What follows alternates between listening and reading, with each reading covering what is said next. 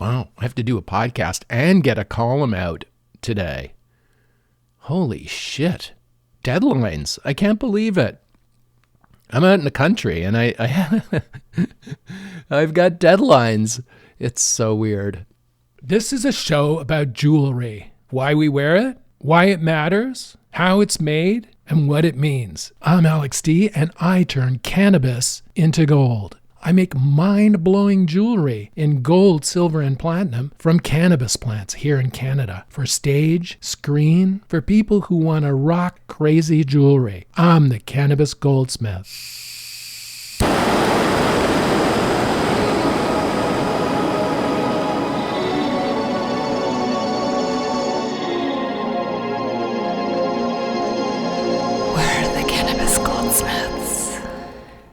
So this episode is going to be about what to do when you hit dead ends with your art, because I've been hitting dead ends with my designs, with my jewelry designs for the last, I guess, 2 months. No,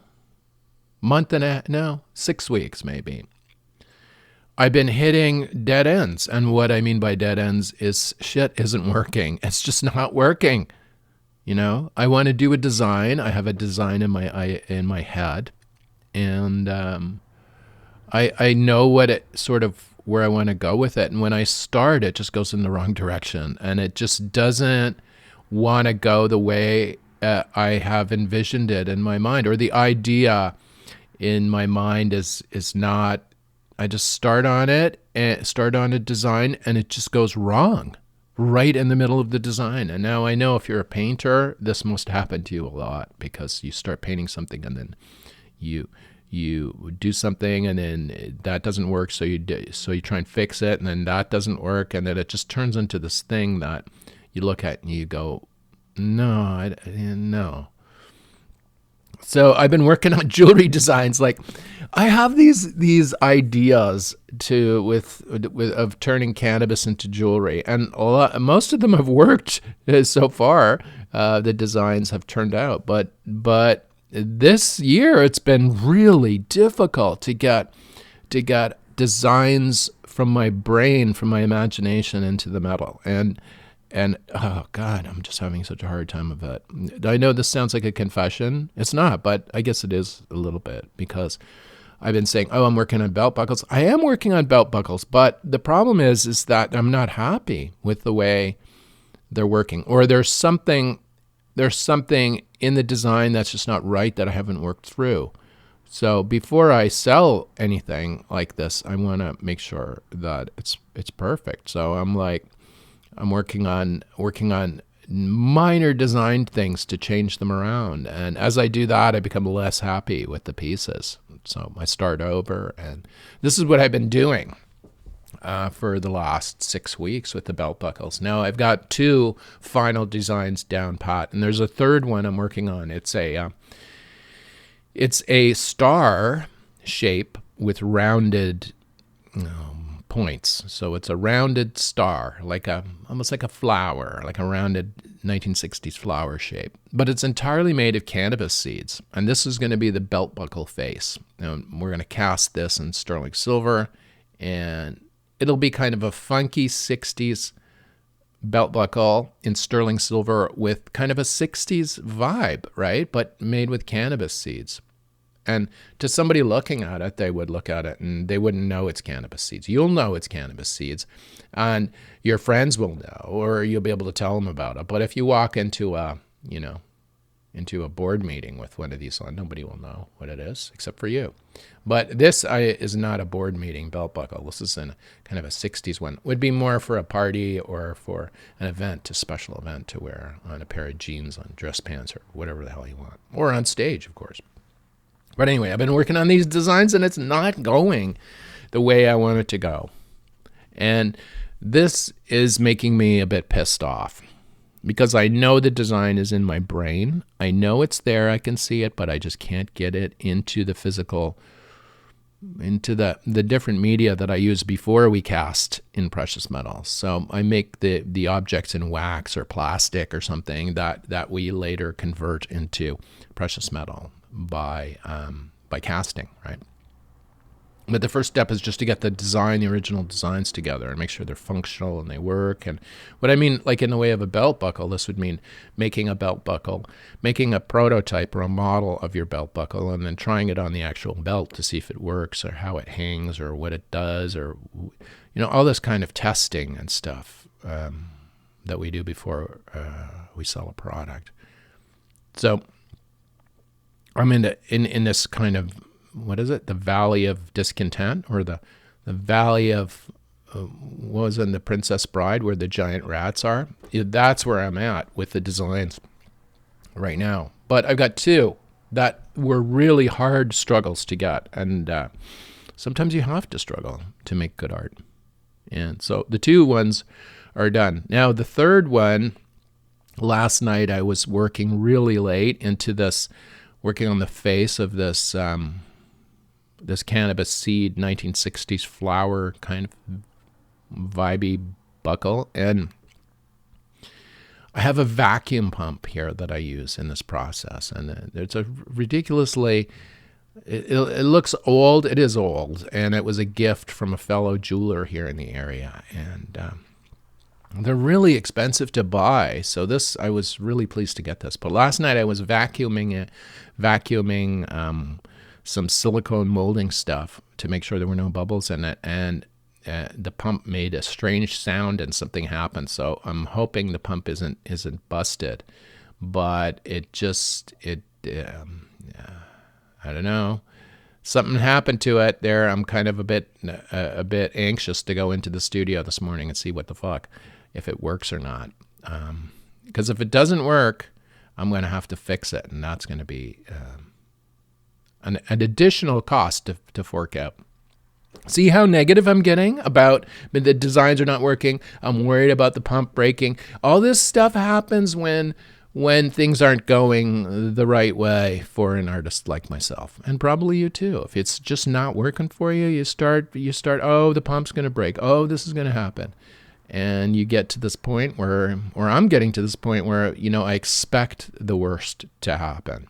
Now, as a young person, I grew up, expecting the worst thing to happen. As a kid, this was my life strategy, and I know it's absolutely not the best one, but that was my own. I figured if I expected the worst thing would happen, then if something good happened, then that was like an added bonus. But that's easily turns into catastrophic thinking, where you always think the worst thing's going to happen, and you don't think anything positive is going to come out of it in the end. But with art, all this stuff is part of the process of making the art. The whole idea that, in my case, I have to fight through shit in order to make my art. I have to fight through these feelings of, with me, it's procrastination. It's getting in there to do it. And then when I start doing it and it's not working right,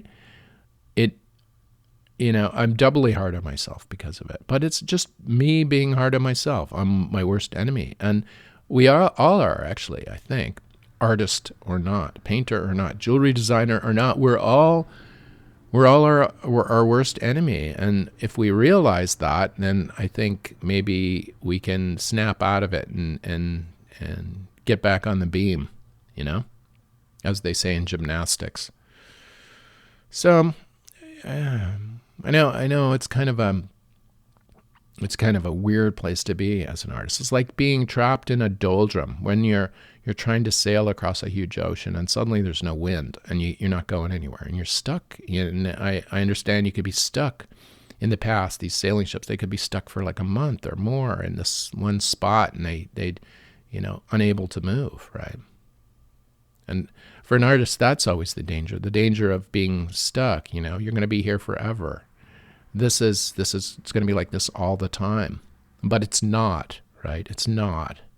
These are temporary things, just as, when you're in flow and you're working amazingly well and you're throwing paint on a canvas and it's going perfectly, and, the phone's ringing and people want to buy them and all this stuff and everything's going peachy keen and you're in flow, that's not going to last forever either. So that kind of sucks, but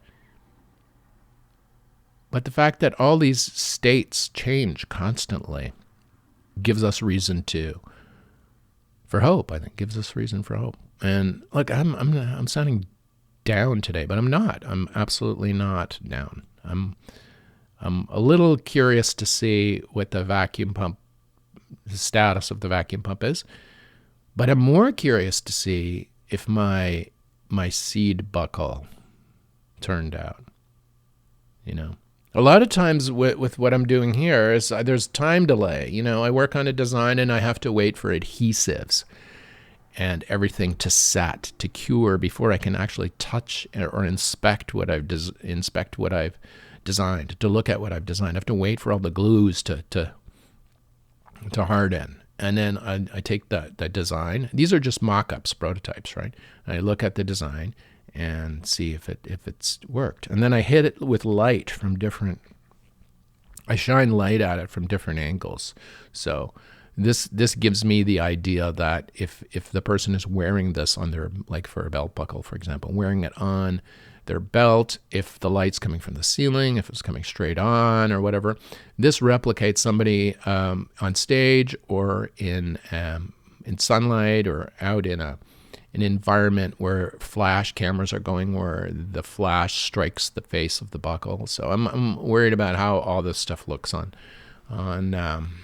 images, right? So when I'm looking at the mock-up, I'm like looking at this mock-up and hopefully it's all the glues are set and I can run light across it to see how it behaves, how it looks in 3 dimensions. And then if it looks good, then I send it to Master Goldsmith Ed in Toronto, and he turns it into metal. So that's it. But the design has to work, right? Like, and anyway, the problem with these doldrums for artists is we think we're not going anywhere when we're in them, and when we're stuck in this like in this. We have the sense that we're stuck, but we're not really, because we're learning stuff. As all the designs that failed in the last 2 months, all my designs that failed, all of them, there are maybe 50 that I've tried and thrown away. And variations of those, like thicker, thinner, wider. All that is thrown away, but it's not, because I've learned from them. I've developed the ability to make these designs quicker, even though they're not right. When I get a correct one in my mind and one that looks great to me, one that I think is going to work, then I can do it, and then I can execute it, because I've spent the last 6 weeks executing similar ones that haven't been to my liking. So, but that's kind of an artist trap, I guess, that we have to realize we're in. Anyway, I'm just sort of rambling. It's a kind of freeform thing today. The other thing that's happened, oh man, and there's so much wildlife and stuff around here that I had no idea how many animals are around here and different things. There of course there's rabbits and there's like opossums and there's all kinds of things, but there's insects too. And the other day I was like just leaving my house and I looked up over the eave and I saw bees going under the eave of my house, right? And I'm like thinking, fuck, bees. And so this is like 10 feet up in the air and underneath an eave. So you can't see where they're going, but they're going and they're coming and they're going. So they must have found a hole in the side of the house, and they're building a nest inside the wall or inside under some soffit or something under that's not visible from the ground. So I'm looking up at this thing, and the bees, man, they're coming in like it's like Dubai airport, right? They're fucking coming in every 12 inches, there's another bee coming in, right? They're all like queued up. And then as the ones are coming in, they land on the side of the house and walk up into this area that I can't see. And then more bees come out. And so there's like runways. There's incoming bees and outgoing bees. And they're the frequency of them, well, like there's a lot of them, right? I'm thinking, fuck, this is a lot of bees. And they weren't here last week because I was looking last week up in this area and I would have noticed them. So this is a new thing for the bees. The bees are new. And I'm like, okay, what the fuck? What am I going to do now? I got bees and all these horror stories of people covered in bees. Like, this is catastrophic thinking, you know? Where am I going to get a bee suit now, like to go up there and fucking and deal with the bees? And what happens if there's like 400 pounds of honey in the wall of the house? This is all the catastrophic thinking. Now, a normal person would just laugh at that, right? But no, somebody who has their whole life has the expectation of the worst thing happening. That they've been trying to deal with their whole life. Suddenly there's a bee's nest right above their front door. Now, now, years ago, this would have freaked me out more, but now it's like, okay, what am I going to do with these fuckers? Like, okay, first off, I love bees. Bees are my friends. I don't want to kill them if they're bees. I figure, okay, if they're bees, if they're honeybees, let's move them to another place at least where they can make their honey, hang out, and pollinate the plants and do all the good things that bees do. Bees have a hard time of it. So I'm thinking, okay, they've mistakenly chosen my place to move into for whatever reason. Maybe like I chose my place. I saw it and it looked fabulous, and so I got it, and here I am, right? So I guess it was the same thing to them. They're saying, oh, look at this little farmhouse. Look how amazing it is. We'll come here. We'll spend the winter. I mean, there's like runway space there's like runway 4R or 24 left or whatever, and then we can come in this from the south, and then we can leave by the east. And they've got it all figured out. And they're thinking this, and there's a dude that lives there who's an artist and a jewelry designer. I mean, what better place for bees to be, really? I mean, if you think about it. So, except that no, this is my place. I don't want bees in my house. Fuck. So anyway, I'm looking up, standing on the ground, looking up at the bees, and I'm thinking, okay, now they're just far enough away that you can't tell whether the bees or they're yellow jackets. Now, yellow jackets are here in the fall in Canada, in southern Ontario. Oh, God. I don't know, wherever you are, if you have them. But here, they don't bother you really during the summertime. But right now, they bother you. Like, starting as it gets colder, they get really aggressive. And you know, I don't react to stings very well from these fucking things. I swell up huge, and I don't think I'm allergic like some people who could die. But one sting in the right place could probably kill me. Like, here's the catastrophic thinking coming back again. It's like it weasels its way into my brain. Oh no, I'm going to get stung and die. Okay. All right. Well, it could happen, but not today. So I'm looking at these bees and I'm thinking, are they bees or are they yellow jackets? Now the yellow jackets, I will wipe out. I will wipe them away with some kind of either a pest control company or something. They're a pest, so they're not going to be there. But if they're bees, I'm going to figure out a way to keep them. So that was my decision. So I'm looking up from the ground, and you can't tell because at this distance, they look the same. So I'm thinking, what the fuck am I going to do with this? You know, and the frequency, they like, if the temperature warms up a little bit, more like they go quicker, right? You get more and more landing and more taking off. It as it gets cooler, I'm noticing they're not as active, and in the morning and at night they're not as active either. They don't fly around at night. I guess they must go to sleep in there at night, whatever they're doing. But the thing is, I can't see a nest or anything. It's hidden away in the walls, and like fuck. So then I was thinking, wait a minute, in my little hamlet here, my little town, there's a beekeeper. We have an actual beekeeper in the town. I buy his honey at my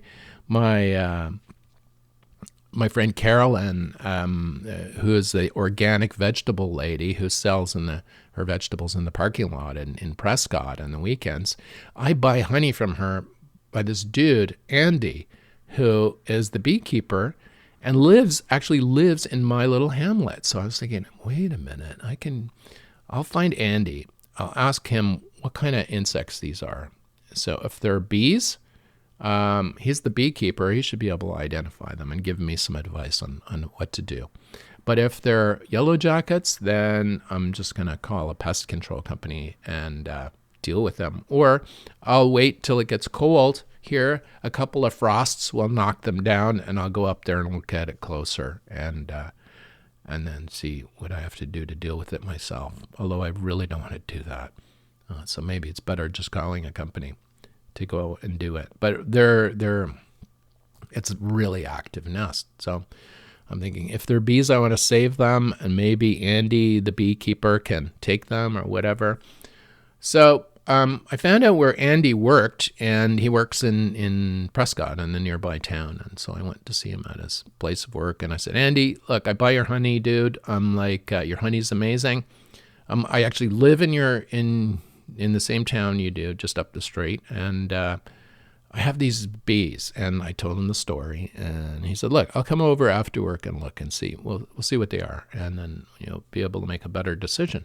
Really nice guy, a young chap, a beekeeper. I've never met a beekeeper before. So anyway, he came over, looked at them, and we had a hard time figuring out what they were because it's so far away and they're so small. But he pointed out that the way they fly, you can tell with the way they fly, they're not bees. So when bees are approaching a hive, they tend to go right into it. They know where they're going. They go in, and they fly up to the hive, or they fly right into the hive. But yellow jackets, they wobble. They go from side to side and they hang in the air before they touch down on something. They do this kind of side to side wobble, and then they land. So we were watching them for a while, and we could see that they were doing this wobble. So he said, well, yeah, and they're likely yellow jackets, and it's okay to nuke them. So that's the plan. I'm going to call up the pest people today and find out if there's a way to nuke these suckers. Because what happens with yellow jackets as the weather gets colder, they get really aggressive here, and they go for sweets or meat. They even go for meat. Like if you're barbecuing, they'll come for your sausages, right? And sting you in the process. So this is not what I want. I don't want to have a fall that's mired by that. Now, as a catastrophizer, I immediately think, okay, I'll take out the bee's nest, but I'll get stung and sit on a bee on a chair or something. It'll happen anyway. But whatever. Let's put one foot in front of the other, and let's deal with this nest, and then move on from there. So that's my bee story. I hope you appreciated that. It's still ongoing, and it's still live. The bee story. Now, something else I've been doing, well, and what I recommend you do too, if you're an artist and you're stuck in a doldrum and you can't move, you're stuck, there's no wind, you're not going anywhere, you realize you're not going anywhere. You're stuck in this one place until you get wind, right? Until you can get some lift to catch flight, or until you figure out a sense of direction, until the fog clears, until you can see where the fuck you are and which direction you should head toward. So the advice here is to do something else. And I've been doing that. I've been building this digitization studio for photographs, right? For these vintage photographs I've been talking about. All these photographs I'm digitizing, like thousands of them. And I built this digitization room. I've painted it. I've put a computer in there. I built a computer to spec. I've put it in there. I put a copy stand in there, a place to attach a camera to. I've got a special light source to shine through the film that I'm rephotographing, and that digitize that. I have a special monitor that shows accurate color. I've been building this entire suite to do digital editing of photos and color correction. And it's almost done. I just need a couple more cables and stuff. I've been running tests on rephotographing slides. I just took a slide and put it in the setup and photographed it to see what it would look like on the monitor. And all this stuff, the monitor has to be calibrated. It self-calibrates, which is great. So that's what I will do before I actually do any adjusting of color. But right now I'm just testing the file transfer between when I shoot the camera, when I take a photo on the camera, and the data is stored on the camera, but it also goes directly onto the hard disks on the computer, which is amazing when you think about it. As a studio photographer, this is great. You can bottomless storage, first off, and second off, it's you can, with a calibrated monitor, I'll be able to control the color from the camera sensor directly. Or just look at it and see what I'm going to have to deal with once the photo is taken. So I took one photograph of a slide as a test, and it's really good. It's good. So I think this winter, when I start the digitization work, I'll have it all tied down and perfectly. The workflow situation will be nice, so it'll be less to deal with. I'm still reaching out for this collection to different galleries and entities in Canada to find the best place for it to go, and it's just going to be amazing when it's done. And there'll be some books and stuff too, and who knows, maybe a documentary film I'm thinking about making. So when you're stuck in a doldrum as an artist with one thing, say you're a painter and you can't paint anymore for some reason, it's just not going right, well, do something else that's not painting. That's the idea. Do some sewing. Take a pottery class. Do something that's not even painting related, and you'll get back to it eventually, because our states change, and we're not going to be in a flow moment forever, but we're not going to be in a doldrum moment forever either. So there's a continuous state of change. It might not come fast enough for us. For me, for example, for 6 weeks to 2 months, I've been in a doldrum because the stuff ain't working, right? So, but during that time, I've built a whole photo digitization suite, and I've done all that work, and so that's something to look at, and that's concrete stuff that I can see.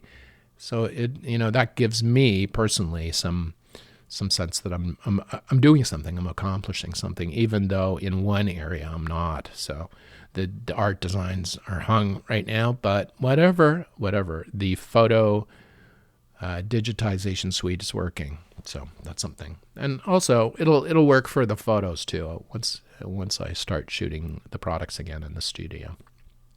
So that's where it is. Anyway, it's freaking freezing up here. It's like fall already. I can't believe it. This morning I'm wearing a toque, a little woolly hat, and woolly. Everything I'm wearing today is woolly in front of the microphone because it's freaking freezing up here. I can't believe it. It's supposed to be summer. Give us more summer, please.